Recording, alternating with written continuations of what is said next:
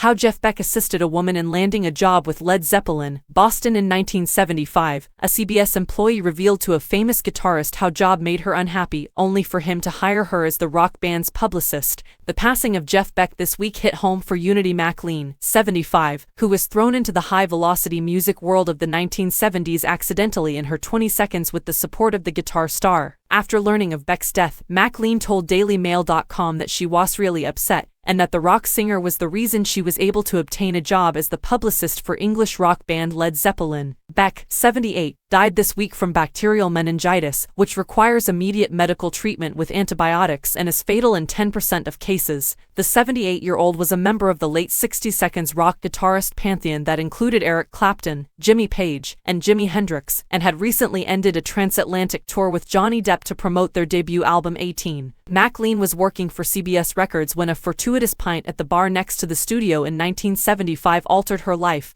and put her in the company of some of music's greatest names. The 75-year-old currently operates a British import shop in downtown Plymouth, but recalls falling down the rabbit hole for 5 years at the height of Zeppelin's glory, at a time when the band's prowess was beginning to be drowned out by hedonism. McLean recalls the moment her life transformed in an interview with the Boston Globe. Everyone came in from the studio for a drink, and Jeff Beck was there, she explained. I just occurred to remark I was fed up working for CBS, and is anybody seeking for somebody to work for them? There was a deafening silence until Jeff turned back and stated, if I hear anything, I'll let you know. She suffered silently in her job, believing she would never hear from Beck again, telling Cream magazine that she had started at the record firm briefly filling in as a secretary before moving into a marketing role. They started recruiting college graduates for marketing, individuals who promoted baked beans or Campbell's soup, which wasn't my style. I knew my time at CBS was coming to an end, and it was time to look about, she explained. The then 27-year-old described herself as staggered when she received a call from Beck's secretary about a week after the bar encounter, saying she'd heard she'd been searching for work. Beck's suggestion, contact Peter Grant, Zeppelin's famously demanding manager. He's looking for someone, the secretary replied, and Jeff says you can use his name. After getting the job, McLean said her next obstacle would be to work with Grant, who died of a heart attack in 1995. He'd show up at work with bagfuls of smack and cocaine,